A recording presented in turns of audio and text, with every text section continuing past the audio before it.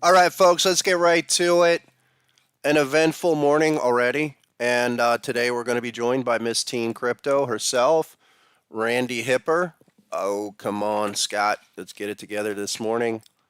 Welcome, everyone. Great to see you. Let me get my charts together. You know, when my brain is fogged and clogged, I'm not functioning at 100%, but bring Randy here in a second. And what's going on? Let's get right to the Bitcoin.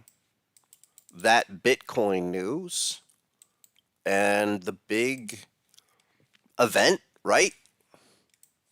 We got a lot to think about. This thing is, it's on a ramp up to the big numbers that we've been talking about forever. Here you go. Sorry, excuse my slowness. Still dealing with the cold. Folks, you call that a rocket. Anyone calls that a rocket. And it's just remarkable what we see. Um, it just continues to rock. And I don't think it's a surprise. It's just that what we are all trying to equate in our experience with charts, technical analysis, understanding market movements is really just trying to get our brain to kind of fit in with how things unfold, because there's always that time that's required. In this case, check out the 1 year consolidation phase after the crab pattern. And the crab was 23.2, but it went to 16. Now, we're well above our minimum target one, which was right here, 38,761. That seems like a distant memory. We've talked about 48 or 50,000. I just think that's easy. It's, almost like a foregone conclusion at this point. But, it's all measured. It's not like we're just picking levels out of the sky. So I think 48.8 is a big number we have talked about. I think it's just one number in many. And target 2 officially on that crab pattern is at 5309. So let's get down on it. Let me check. How are we doing? Guys, what's going on, chat? Let me know. You guys hear me okay? And we're going to bring in Randy here in a second because I want to get right to her. Okay? Yeah. Couple of comments. What's up, Rudy? Haven't seen you in a while. Quick suggestion, make a book with all my stories. I would be thrown in jail.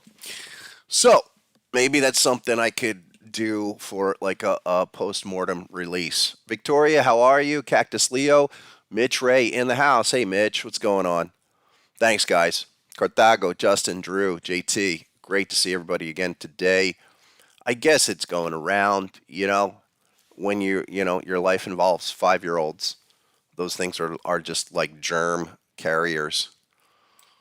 But listen, what can we expect from now? What are we thinking, at least in terms of big levels?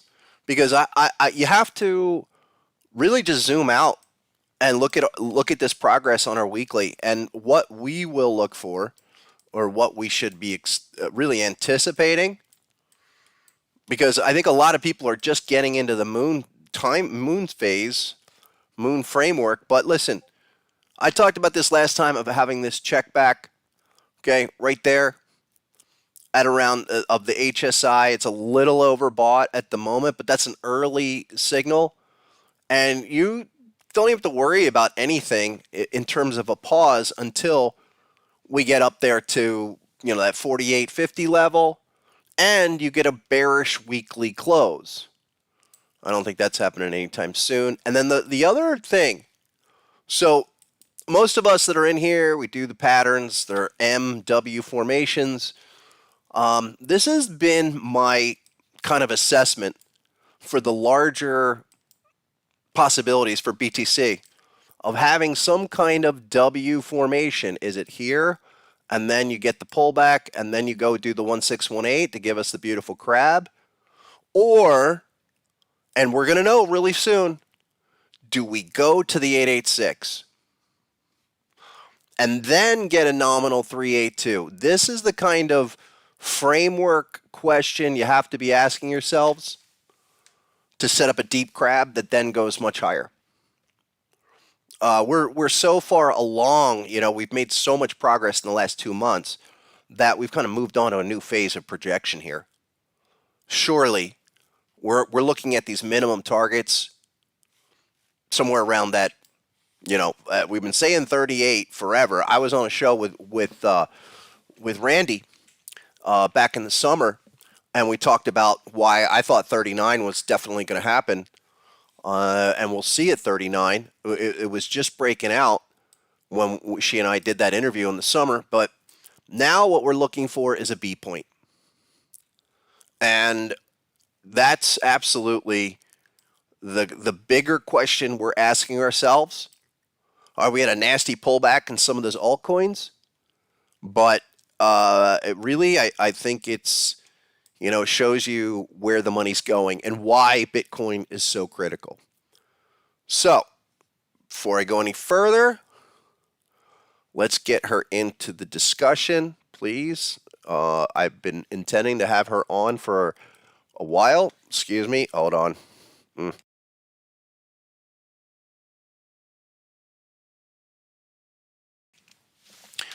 But finally, we got it together, and we're going to do it. So, welcome everybody to the show. The one, the only, the rebranded. Here you go. There she is, Randy Hipper, Miss Teen Crypto, rebranding, because now she's, oh my gosh, 20. And hey, wait a minute. Let's get you in here so you can hear me real time. Randy Hipper, known as Miss Teen Crypto, rebranding to use my name, her name now, 20-year-old cryptocurrency educator that has been around since 2020. She's been on publications like Fox Business, spoken at events with high-profile people like the New York mayor. Very nice. Don't forget Michael Saylor. She goes to schools, events, educates the masses on Bitcoin, cryptocurrency, and has a live daily podcast at 9:45 that everyone should check out. Subscribe to her, Miss Teen Crypto on YouTube. There she is. Hold on. Let me make sure that your sound is up. Let's go. Hi, Scott. Hey, there she is. All right. Great to see you. Everybody in the chat. There are people from my community that want to come in and say hi, but they have to be subscribed for 2 hours or more. I don't know if you can lift that temporarily so they can jump in and join the fray.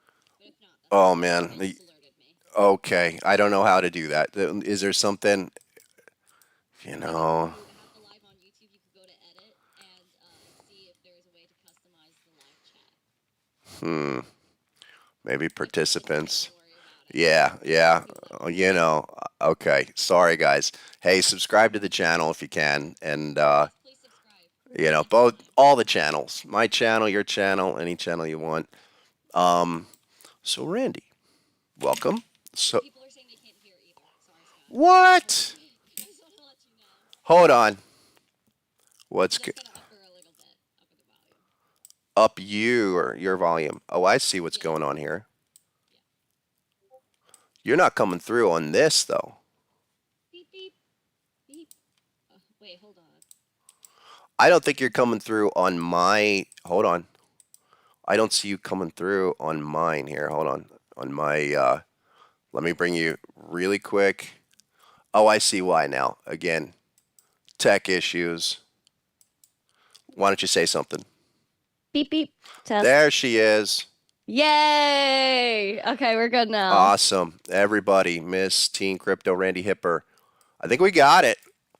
Hi to everyone in the chat. Thank Let- you guys. I let- appreciate you. Yeah, let me know about those volumes, her levels, everything. Let's get to it. Let's get down into it. Let's talk about it. I got a couple of things, couple of quick questions for you, and I want to know. Although you talked about it today on your show, let's get you next to Bitcoin and just side by side there. There's Bitcoin, and here's Randy. Bang. So, Randy, what are you doing being 16 years old, 17 years old, getting into Bitcoin and crypto? How Yeah, my do? dad my dad was telling me about Bitcoin and crypto when I was 13 years old in 2016, and I was ignorant. I was Oh, young, so I was kind of like, "Oh, this is crazy." I didn't think I could do anything with crypto. I thought it was kind of like a stock bro type thing where you just invest in stocks, it's money. It's something that 13-year-olds typically don't care about. And he was going to meet all these people that he met online, which I was like, "Oh, okay, things are getting crazy now."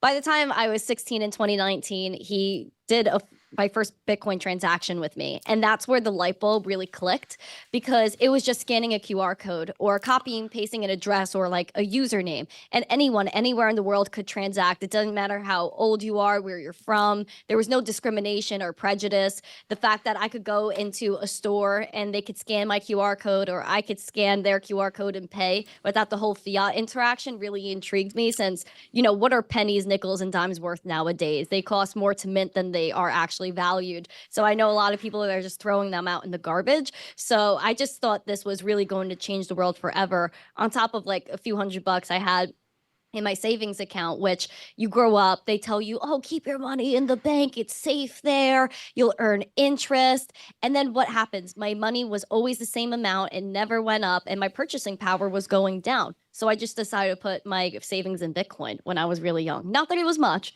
but it was a move that I had to make. yeah, but you know what? That's something that I learned where investing in general, you don't think about it, but every $100 that you can put in, I don't care if it's stocks or whatever, longer term, 5x, 10x over time with involvement with the markets. This is great to see that you got involved such a young age. I think that's also there's like this common loop thing where people get into it and they because through association, and that's Yeah. for a lot of people that got in early, good for them. And again, they killed it. Some people just saw it, knew it. Give me 1,000 Bitcoin, for 100, 500, 1,000, per coin. And now you look at what's going on. That uh, the whole realization of the concept is getting Yeah. embraced. It is. I do remember when I first heard about it and scoffed at it like most people. Like what is that? Although it became intriguing for me from a trading perspective with all the patterns and that really the harmonic patterns with the crypto is probably the chocolate and the peanut butter, at least for me, of having these amazing kind of cycles, and crypto really is fueled on a lot of emotion. So, Oh, uh, yeah. it- and Yeah. I've come in it like in a backwards way where I've learned about the fundamental aspects, and then the tokenization concept I think is something where um, that is the kind of the next phase of the digital revolution is Yeah. where everything's going to have an ID on it. Everything is going to be tokenized, and then Bitcoin having those properties of being self-maintaining and all of that, I think is absolutely unprecedented technology. We haven't seen that before. So, Oh, yeah. what are your thoughts on this year's action to come? I don't know if you do price targets or cycle analysis, but what do you think? Where's Bitcoin going, according to I don't you? do price predictions. I feel like it gets people in trouble, and I'm not trying to get in trouble. But I Okay. do know that every time Bitcoin goes down 75 to 85%, which we've seen, it always goes up back up and surpasses its previous all-time high. So eventually I feel like that's what's going to happen. You also could look at the optics of the world where yeah, there is going to be digital money. Most of our money is already digital, but it has to be in a space in which we own our money. We're in control of our money, where there's no centralized entity that has the ability to censor your transactions or limit your value, which we've seen dramatically over the past 4 years, where we lost at least 75% of our purchasing power over 50% of the existing money supply was printed between 2020 and 2021. There's money printing all the time, and the American people never really get to benefit from that. So I do think the inevitability of Bitcoin is definitely kicking in, especially institutions where people feel like they need their permission of the BlackRocks of the world are finally kind of getting that permission from them to give them that ease of mind that, okay, these big players are in, so it can't be that bad, can it? So definitely Bitcoin, especially in the scape of not just institutions, which everyone is talking about, but look at the people, look at retail. And that's who's really important in the revolution, because you're seeing people in places like Argentina that are experiencing triple digit inflation, which is kind of unimaginable to people in the United States and most first world countries. So there's a lot of people there and other third world countries that are adopting Bitcoin at a rapid pace because they know their purchasing power is going down, because they know Bitcoin is their hope to actually own something that can't be devalued, that can't be taken away from them. So definitely things like that I think about a lot, especially the battle of central bank digital currencies, which you mentioned, tokenization, digital identity. All of this is going to be figured out, but it has to be, like I said, in a way that we are in control. We cannot continue to give up our freedom for convenience. And that's mostly what I try to teach people about, is how to be your own bank and really embrace that mentality. Oh, I can't hear you, Scott. I said that's great, and I really back in the day, maybe 20, 30 years ago, you talk like that, they'd call you a conspiracy theorist.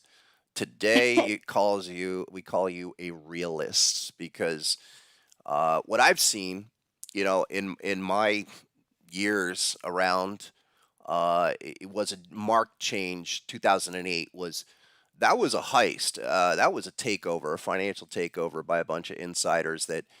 Um, Sorry, that financial crisis was completely manufactured, but it did present some people, and they had the technology that where new solutions came. And this whole quantitative easing and forever printing of money has always been on people's minds for decades. I mean, you go back 100 years, people were talking about the government being out of control with that kind of spending and printing.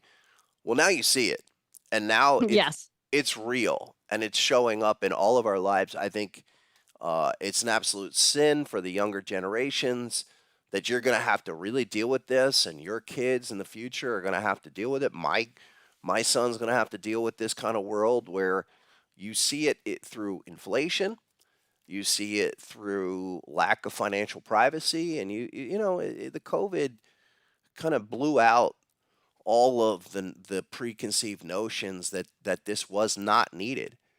And so here we are with, I mean, on the cusp of any day this thing going to bust with the ETF, and I do think that will be the model for that will be gold. The gold market, once that went to 9 trillion, I mean, you had gold bugs forever that were around from pre-gold standard days. I've talked to old traders that were on the floor, even guys that were trading gold and silver, like in 1980, late 70s. They all would say stuff about why gold was so important. But once they got that ETF, they were then able to get the exposure to the masses for that type of asset that is absolutely broad at the allocation where there's all the gold in the world. I mean, you Yep. could buy the physical gold. It's just like the retail institutional access has been, it's what really ignited that to go to 9 trillion. So if Bitcoin's digital gold, yeah, 9 trillion, I don't see a problem with that. So even at these levels, you got a ways to go. What do you think about that? I think Bitcoin's inevitable. So I think it could take over, like, between Bitcoin and the rest of the other cryptocurrencies, I think it will take up most of the monetary system in the world. I know that's crazy to say, but it's definitely true. Because again, it's the way we're going, except that Bitcoin is different from gold because gold is probably one of the most manipulated things ever, since like there's mountains of gold out there and it makes up a large portion of the existing supply, except governments don't let them mine it because they want to manipulate manipulate the price. And there's also been a lot of controversy in the past over institutions suppressing the price of gold. So what is the real price of gold? How much gold is really out there? Like, we really don't know. Except Bitcoin, we know there's 21 million. We know where it's being moved. We know that there's a halving schedule every 210,000 blocks, which is about every 4 years. So I think Bitcoin, it could go even farther just because of the confirmation and the transparency that it has, which gold lacks. We're always going to need gold. I think there's always going to be gold bugs, but I think when people start waking up to Bitcoin and the transparency of it all, they're going to want that with their other assets as well. I think you're right, and I think also the public underestimates the amount of rich people there are who are sitting on money that they don't even know what to do with. And so, you think of all the, like, Saudi Arabia comes to mind, and those guys are always looking for places to put their money. It's the disparity is insane, but I do think that those type of people, the super wealthy, are going to come around to this and say, all right, yeah, I need a piece of this. Or, when I think Bitcoin goes triple digits this year, and then, I'll lay out, or maybe do a 2 minute of like my measured levels. Not that I'm just like to throw out numbers, but I do think there's an incredible harmonicity in these cycles. But the in between, the players, how you get there, probably gets filled up with rich people that have a couple 100 million, or here's 100 million, blah blah blah, or mutual funds, or institutions. Like, I think of like TIAA Craft, who's the largest. They're the largest mutual fund holder. They're the public school teachers and college professors. I knew a guy that was on the board of that years ago, a professor of mine, and I mean, they've got, I forget what their allocation is now, but it's like $1 trillion. And you got a lot of these people with a lot of money that are sitting in cash, that they're going to say that, well, what is, at least they're getting 3% now in a money market, but if Bitcoin's doing X percent every year on average, these people are going to figure it out, and they're just going to run their calculations, and which is what they do.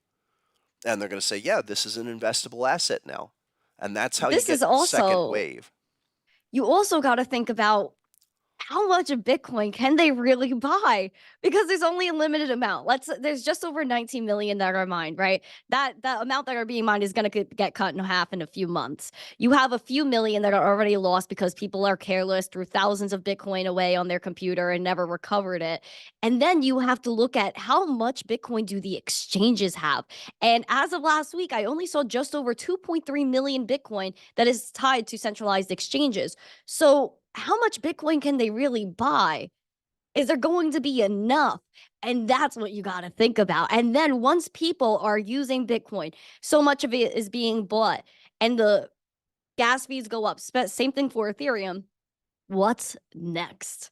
And that's what we have to think about. Everyone's going to FOMO into Bitcoin. There's going to be a major supply shock at one point or another, because again, there's only 2.3 million Bitcoin tied to exchanges. That's not a lot. What's next? What about the missing Bitcoin too? Isn't like 5% of all Bitcoin actually missing, or Gosh knows how much, dude. unaccounted for? So you have, there's a lot of different things. I don't think it's 21 million, and I think the scarcity thing. You have a lot of, well, you talked to Michael Saylor about it, so Yeah. there's something.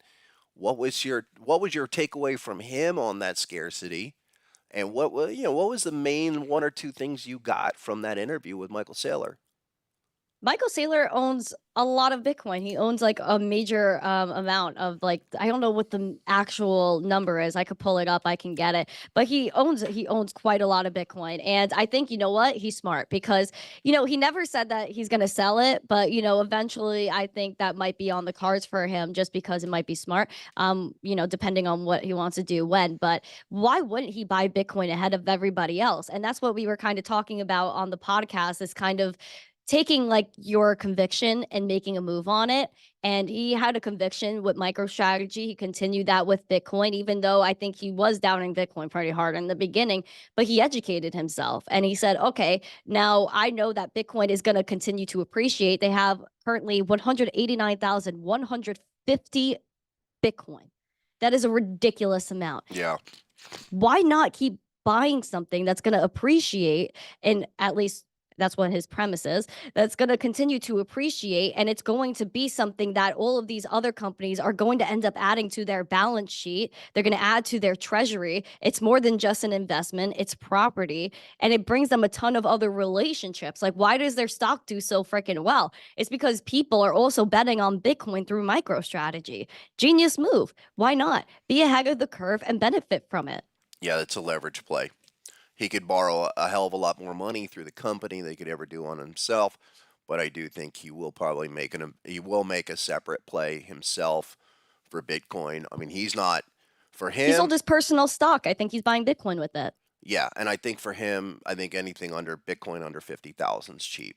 I just think he's the way that these guys look at things like this is just true visionary style thinking, where he has put together an entire concept of moves, a kind of a complement of moves, where he sees himself 10 years ahead of time and knows how this thing clicks out, and that what he's looking at is saying, okay, my 40, 50K, I'm going to be able to put a zero behind that. I get that in now.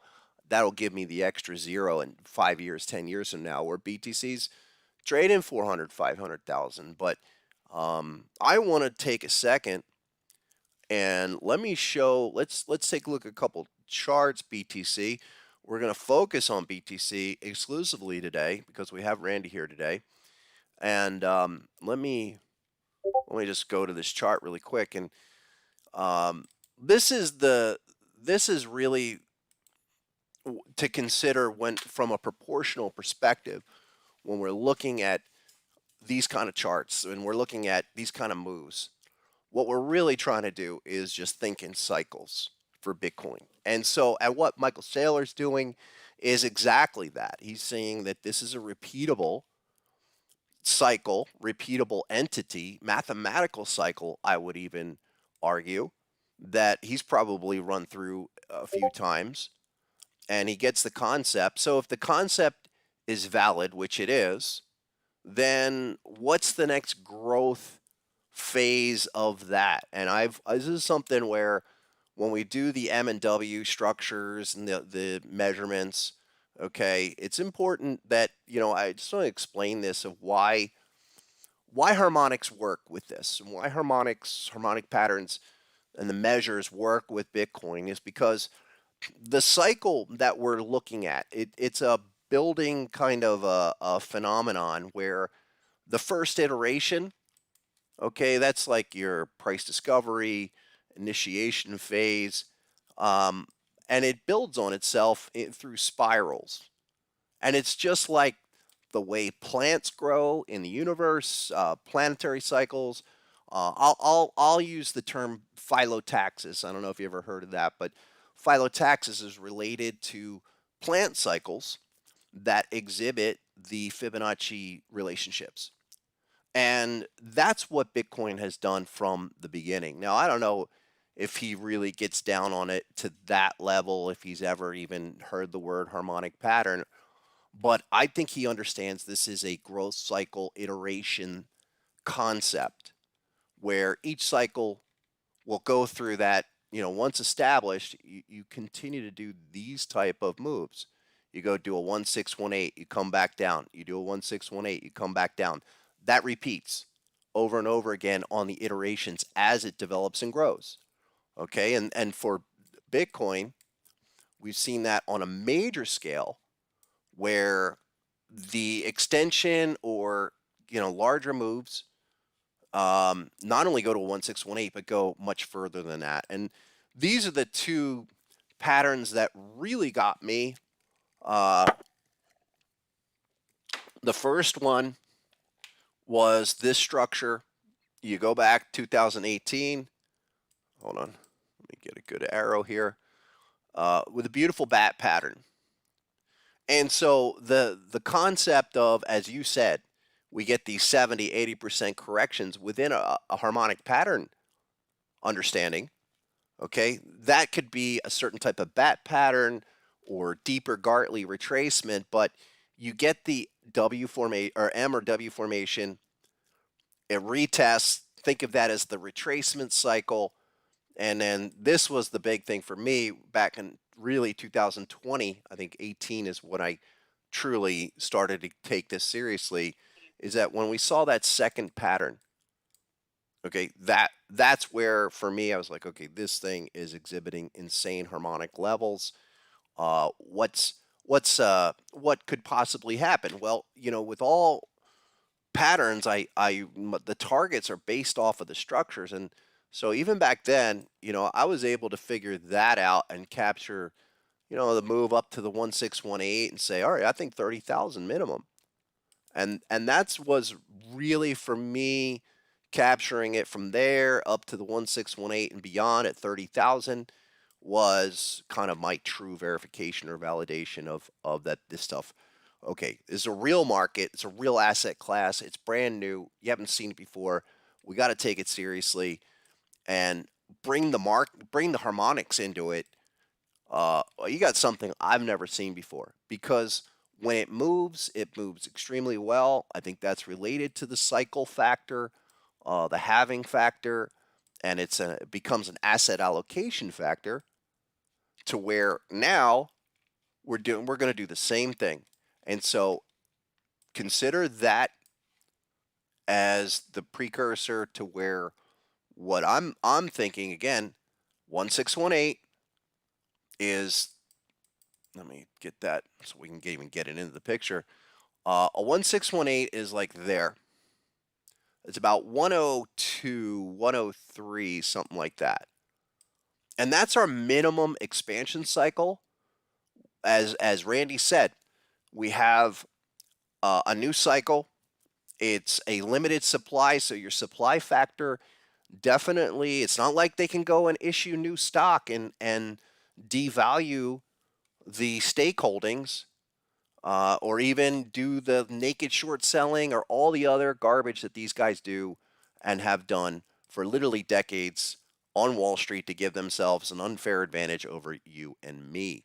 Believe me, I know directly from just seen it firsthand. I've been there firsthand. I've been on the floor. I've been in offices. I've talked to hedge fund managers. These people are going to use every advantage, as they should, that they can get their hands on. You and me, we're at home clicking screens. Well, we can measure. And we respect the harmonics on Bitcoin because it's repeated multiple times. For what I'm looking for, our 1618 expansion, okay, is 103.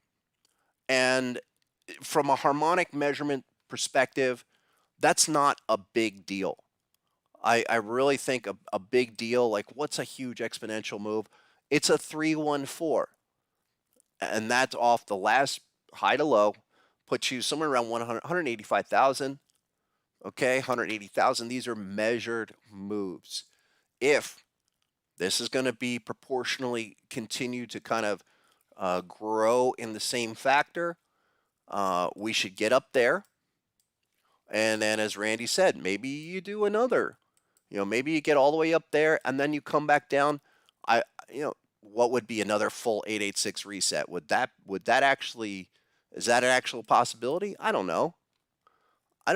We'll have to deal with that. But for right now, based on the cycle and timing factors, it's like this. The halving's going to come in about April, somewhere early April, and it's always plus minus a year. So your 52 weeks to the right is like that, and somewhere around April 2025. And again, the year prior that we've seen looks like this. So there's the prior 52 weeks or so. And we've seen that. You can go through and do that. I'll have to find that. I'll retweet. I did a chart on X a while back. But so the second half and the majority of the gains haven't even been realized yet. Randy, what do you think about that? I think you're killing the game. I love the harmonics. I'm still learning about them, but I do think that Bitcoin has a lot of power in it. And I think that a lot of people don't really realize how much we have to cover and how many people are going to be coming in. I think technically 97% of people in the global population, according to some statistics, which who knows how accurate, but 97% of people do not own Bitcoin yet. So if you think about that, it's actually insane. And it kind of like boggles your mind. Okay, if only 3% of the global population is in cryptocurrency and Bitcoin specifically right now, not even altcoins, Bitcoin right now, what is the market going to look like when we're at 5%, 10%, 20%, 50? We can't even conceptualize that. So that's all I got to say. The inevitability is ridiculous. The TA, though, must be respected along the way. Yeah, and Bitcoin's, look, it's the baseline for it all. But my question to you, what would be the second tier players that are going to have to come in to help with the process of transactions if it's, Bitcoin based for the most part? If we are going to be seeing that adoption finally on this cycle, what do you think what coins would be really benefit from Bitcoin's inability actually to handle all of that? Litecoin, Bitcoin Cash, what do you think? Bitcoin Cash doesn't have the usage. BSV doesn't have the usage. There's like a few problems with them as well. Litecoin, definitely the most underrated coin in crypto. It's probably the best technology in the game, considering it's the longest running blockchain with no downtime. Not even Bitcoin can say that. There's been no issues with Litecoin. Has that finite supply of 84 million. The halving schedule, which was just over the summer, that the halving was there, which is amazing as well. There's OmniLite, where you could build on Litecoin now, and MWeb. Now, that stands for Mimblewimble extension blocks, which are super important to the future of cryptocurrency, where Litecoin gives you that Bitcoin transparency factor. We love that. But we also need to embrace cash again as well, where if you're transacting with cash, it's peer-to-peer. Nobody's censoring you. There's no major fees in between. And the only people that know who's transacting is just you and the other person. Whereas with MWeb, it's the same thing, where it's optional. You could use it, you could not. And the only people that know who's transacting is just you and the recipient or the merchant you're shopping at. And the only thing you could technically see is the amount that's being transferred. So I think that's amazing. I think that's something that we need. We need the transparency aspect, so that way we know where money's going. But we also need that privacy, because privacy is not just for criminals. And I feel like that's what the government's trying to make it out to be. Like Liz Warren and all these people, they're putting out bills where they want you to KYC for an unhosted wallet. So you're telling me that the wallet that's in my purse right now is unhosted, and I should keep that money in the bank so you could watch what I'm doing and you could tell me when I can and can't transact? No. Like, we need to make sure we keep that privacy, but also have that transparency factor, especially the feasibility to use, which Bitcoin's already pretty expensive. Ethereum is already ridiculous, especially you look at meme coins, ordinals, and the meme, like everything that was going on there. Where were people going to transact? It was a Litecoin. And then you also have Dogecoin too, which doesn't have that finite supply, but is a proof of work blockchain. So it's not just any meme coin. It's not an ERC20. It's actually decentralized. People are minting Doginals, DRC20 tokens on there. They also have, if you look at the on-chain analytics, there's actually some days that Doge transactions outpace or outperform Bitcoin, Ethereum, and Litecoin combined. So Wow. yeah, and you That's also great have info. Litecoin that has over 2 million inscriptions this year.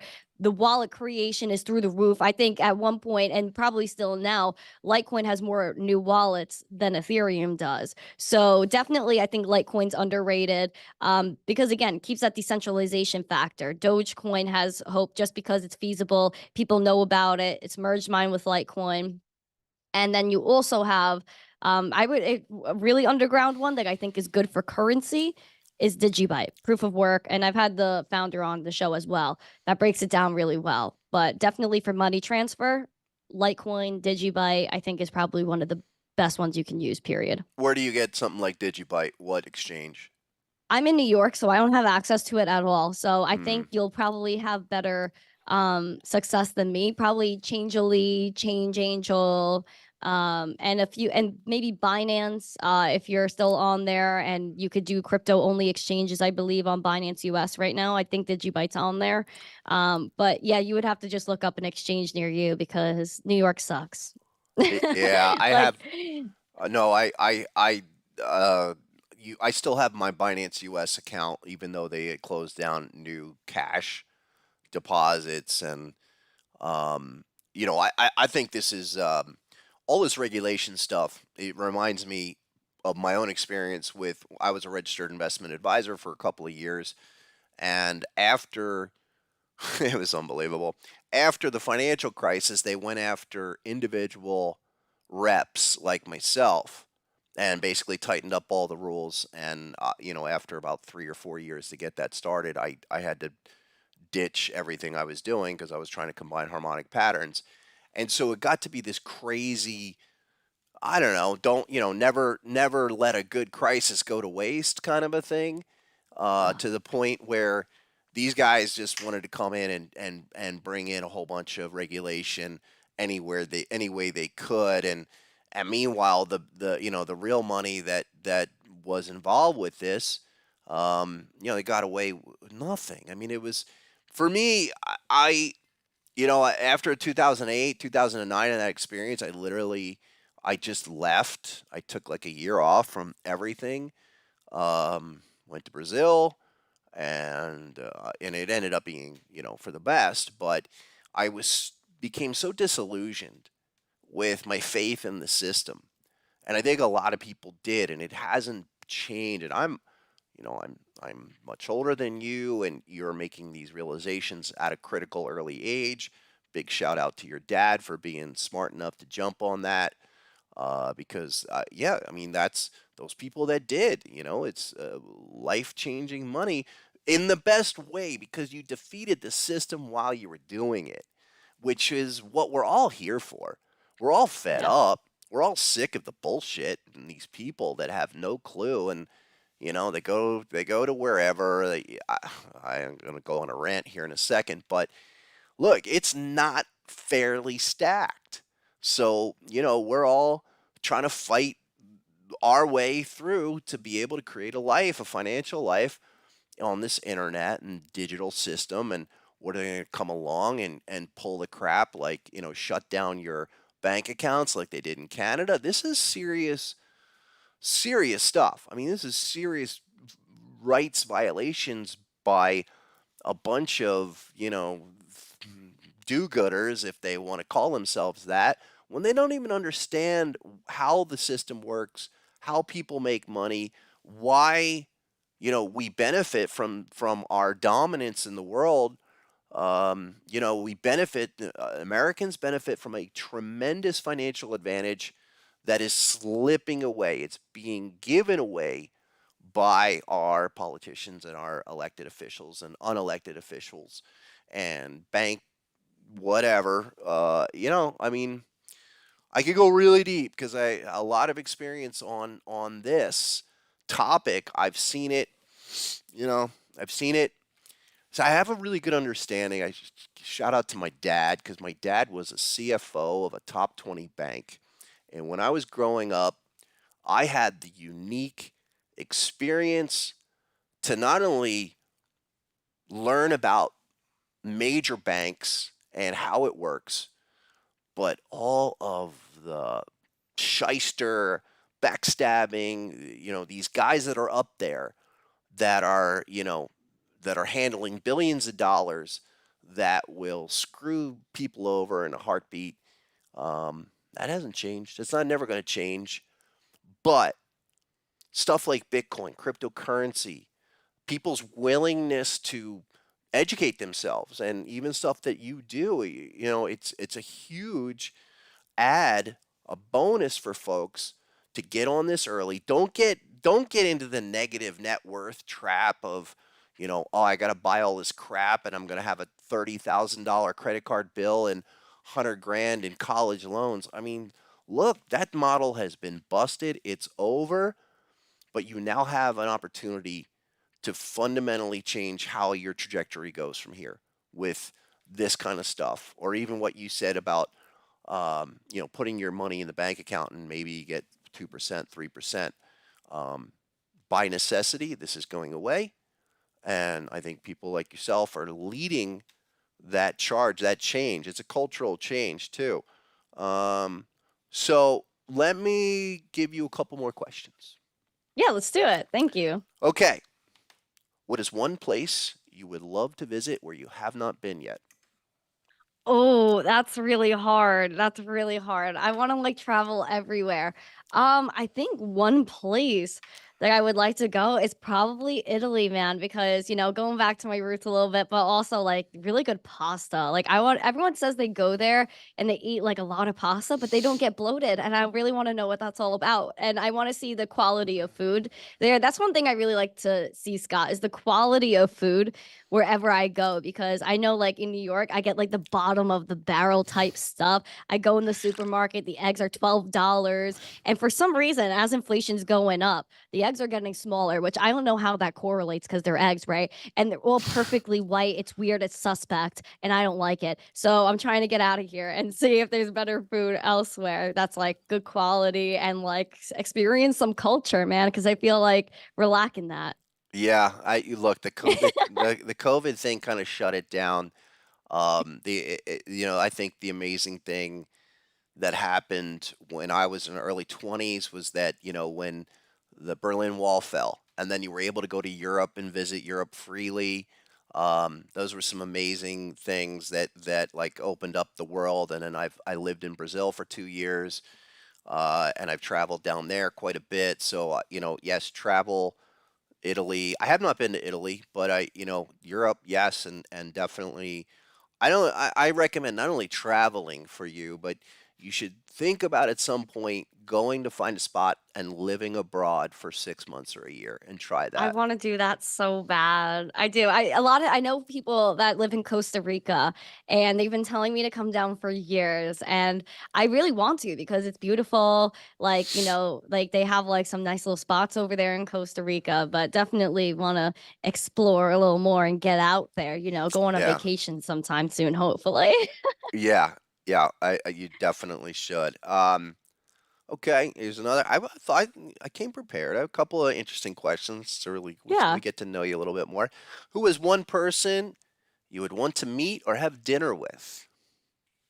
Ooh, well, I definitely want to have dinner with you, Scott. I Oh, definitely want well, to come meet you, on. Scott. Yeah, Like well, that's come on un down to Miami. We'll go out to our favorite steak place where Mitch and I go. Steak? He only likes bugs. That's pretty confusing. But No. definitely, I'll eat steak with you, Scott. I'll eat Okay. steak with you. He could eat some bugs on the side, a little crunchy for him. Okay. Um, Mitch. I definitely one person I would like to meet. You know what? It sounds odd, but one person I want to meet is Kris Jenner, because this woman is a freaking mastermind, and she, the fact that she had as many kids as she did, and she marketed herself before she had kids, and then she had kids, and she like found a purpose for each of them, and like brands them so well. And just like I want to know how her brain operates, to be honest. I think that's one of the best marketers, the best PR people like I've ever seen in history. Very smart. So I want to know how she got to where she is. Yeah, well, The inside scoop, not like the things like that they put out there, because that's not real. I want to know the real stuff. that's the mom of the Kardashians. Yes, yeah. Okay. Yeah, I know her the former husband, through the OJ case, Yeah, Rob. Robert Yeah. Kardashian. Yeah, he was really famous. He's a famous LA attorney. I don't know her story, but you do have to, no matter what you think about the girls, you do have to admire the fact that these girls created massive businesses and billion-dollar revenues. I don't care who you are. You're able to do that. And be an entrepreneur. That says a lot. So I mean, can't judge a book by the cover or a reality TV show by the cover. But um, I have a last question though, and it's really because I need to know, like an on-the-scene report from you. Yeah. Is New York still livable at the moment, or do we have to go be careful when we go up there? Because I would like to come back soon, but I'm not Scott, hearing good man. things. All right. So So I would not go anywhere near Times Square. I would not go like if you're gonna go anywhere, it would probably be like upwards of Central Park, like the Upper East or West, or the financial district. And even around there, like not by the Trade Center or anything, like a little bit away from it. Hmm. That's where I think you'll be safe. And also, I think Dumbo, like right, like over the Brooklyn Bridge. That's where I would definitely recommend someone stay. They have really nice hotels over there, and there's like my favorite pizza place called Juliana's. That's over there. Best pizza you'll ever have. Brooklyn Ice Cream Factories across the street. They're like 100 years old or something, making some fresh ice cream. So I would stay in Dumbo or Lower Manhattan.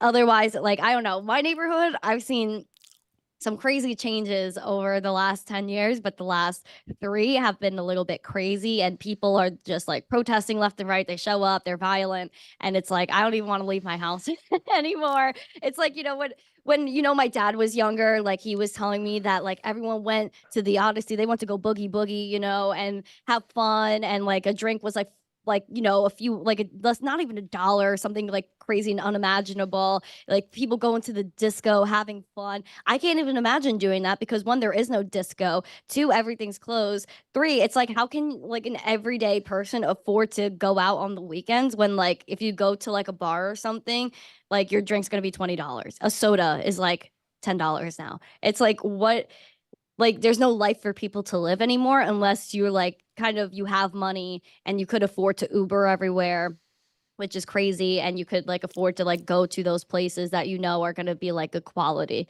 which is also something that worries me now, is Mm. like the quality of food, because there's so many restaurants in my neighborhood. Like my neighborhood's known for food, and it's just the past few years like a lot of good places closed, and they're just like they're questionable with the quality of food that they have, and it's just like what happened here.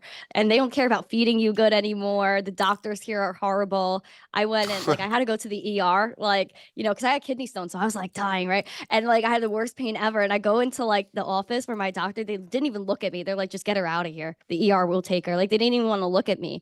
And so like they don't care about you here. So like don't rely on like this as a place to live. Come visit, do your thing in Manhattan for like a week or whatever, and like get out and like go back to Miami, go back to Yeah. Florida, because it sucks here. It's not worth it. Everything's too Mm. expensive. Have your fun, do what you want to do, see the things you want to see, and see ya. Yeah. Are you looking to Bye. get out?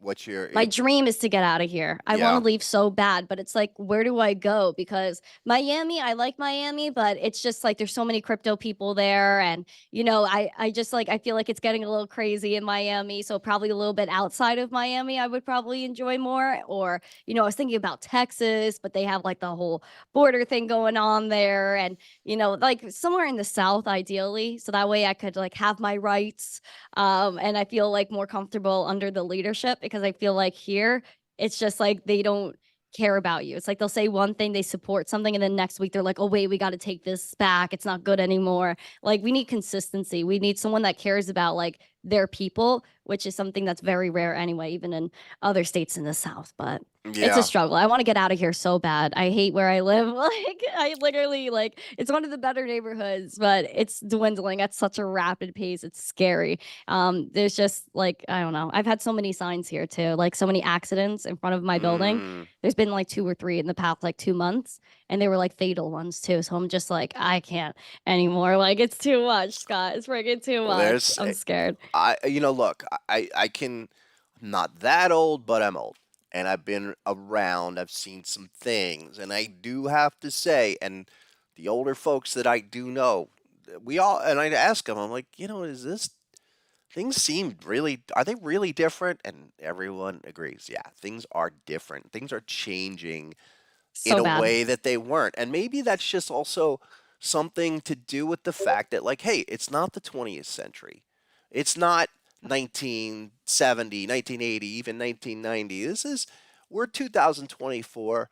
We're really looking at like 2030, 2050 is with the same kind of a mindset. And you go back and you think about last 20 years, the stocks of things that have moved, the technologies. 20 years ago, there was still not an iPhone. We were still iPod mostly and internet, high speed internet. So you have to be looking forward like that. And I do think the change the rumblings is real. You see a lot of, I don't know, disgruntled people and issues going on, but I do think the change is real. It's happening. I think Bitcoin is absolutely, at the forefront financially of exemplifying that kind of a change. And I think you just have to go with it. I mean, for me, um, even doing YouTube, Twitter, Facebook, 10 years ago, I was like, what's this garbage? I'm not, this is not my, not my deal. I mean, I'm not a social media guy yet, I eventually found my way into it and much for the better Yeah. because, I meet people like you and Mitch and other folks through this and what we do and the chat crew. I love you guys. Make it a lot more fun because it's you know uh, ultimately, yeah, we are all at home, mostly alone, doing our thing, and it is important to make it fun and interactive. It's just the way the society has kind of evolved, where we're not getting together. People are not really hanging out on a Friday night like they used to, but they will, congregate online, which is just as cool, if not better, because you meet more people and you get to know, you really get to know more of a group of like-minded individuals, and I think that's what we all do. I think you do a great job bringing people together, and I think you just keep doing you. You keep doing what you've been doing, and you're going to get there. I see a lot of what I first started or I wanted to do with my harmonic stuff in the fact that you had this raw energy and you went out and you did it and you knocked on doors and you made, you kind of put it out there and then people are like, yeah, this is really something. So keep doing that. The Charles Payne on Fox News, I think that I love that guy. And seeing Me you, too. you're total natural on there. So just keep doing it. But everybody in the chat, let's give her a big shout out. Let's give Randy a big rave in the chat, please. It's been Yes, rave. let's one of these days I'm gonna get music. I'm gonna get sound effects, and this is maybe even some other informative kind of visuals. But I wish I would live near you. I would totally come to your house and I set all this up for you. I My need a heart is setup. I mean, breaking. look at Mitch, what are you this. doing? Look at this stupid Logitech. I'll get there. Mitch, you're gonna have to come over to the house and help set me up when I'm feeling a little bit better. But If he doesn't, I will. all right. Well, we'll put you down for a dinner, Smith and Walensky, on Miami Beach. Check it out. It's the best steak I've had, pretty much. But we'll get that, and you get down here. Maybe think about coming down for the Bitcoin conference because I think that's going to be off the hook this year. No matter where, even if Bitcoin stays exactly where it is now, I think this big people are going to be partying for Bitcoin this year. So, Yeah, definitely. I appreciate all your kind words, Scott. You're really amazing, and I well, appreciate you. You're an absolute icon in every which way. I really do. I think you're a really smart person. I have so much respect for you. thank you very much. I never do video, so be I'm honored. so happy for Yeah, you. so even being Yay! sick, I've made it out. So you guys, I have my reasons not to do video, but I'll pull it together and we'll get more of these real soon. All right. I'm so happy. You're the Re- best, Scott. You too. I really enjoyed it. We'll do it again soon. Yes. Let's go BTC and everyone else. Randy Hipper, former Miss Teen Crypto. We're gonna have to get a name, updated name. I like Miss Teen Crypto, but It's Randy now. I go just by my go name now. Randy. Randy Yeah. Crypto. Randy Crypto. I like that. All right. Yay. Hype in the chat. I'll see you guys tomorrow morning, 9:45 a.m. Eastern on YouTube. Daily Zest podcast. Be there, be square. Yep, and get her on Twitter. So hit subscribe, all of that. Get with her, and join her show. She's got great updates on everything. So on your daily BTC news. So thanks Thank you. I again. appreciate it. You got it. Take care. Bye, guys. Bye, everybody. All right, guys. I'm gonna wrap up with her there. What we're doing right now. Hope you enjoyed that. I did. I'm trying to do, I would like to bring more people on, folks that I know. I do know some famous folks that maybe we can get in here, some good market folks. So hope to do more of that. But that's the deal. And Bitcoin, listen, the ETF's coming. That's great. Let's keep measuring. As I was saying in today's show, listen, everything we always want to do is about measurement. And so just so that we understand where we are in this whole framework thing, just know 48.5 for Bitcoin. That's what we're looking for. Are we going to get a B point there? It's either 48 B point, or I'm ready to say go all the way right now on a straight shot run, 886 at 62 to give you a B point. We'll have to take it as it comes. But great BTC discussion. I really do admire Randy. I think, younger folks, if you're in your 20s or your teens even, there's no excuse. Randy jumping on it, making it happen in the right space at the right time, ready to ride in an area that's going to see nothing but growth for the next 10 or 20 years. So take that for what it's worth. Folks, will come on back on Thursday, 12 noon. Hopefully my voice will be a little bit better. And we'll get into more of the markets and everything. We've been a little bit kind of quiet, but well, not a biggie. Nothing really changes.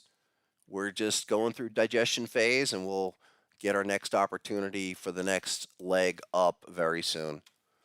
All right. Thanks, everybody. And you guys have any suggestions? If you don't reach out to me at Harmonic Trader at Gmail, and of course, get over to harmonictrader.com. I don't need to tell you this, but I will. Get over to here, harmonictrader.com. It's this place.